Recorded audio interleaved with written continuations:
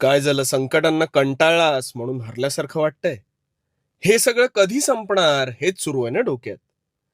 आता तुला यातून मार्ग कसा काढायचा ते सांगतो. शांतपणे ऐक. एकदा एका पक्षाला लहानपणापासूनच पिंजऱ्यात ठेवलं गेलं.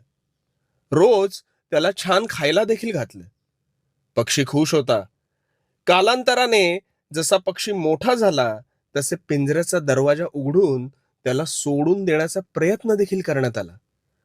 पण पक्षी पंख असून उडणेच विसरला होता रे. त्याचा त्याच्या पंखांवरचा विश्वास हा मालकाच्या गुलामगिरीत संपुष्टात आला आणि त्याला गुलामीच प्रिय वाटू लागली. तर दुसरीकडे एक पक्षी जंगलातल्या वातावरणात वाढत होता. रोज त्याला खाण्यापिण्यासाठी संघर्ष करावा लागत होता. पण त्या संघर्षांना तोंड देत तो हळूहळू अधिक उंच उडू लागला. त्याचा आत्मविश्वास दुणावला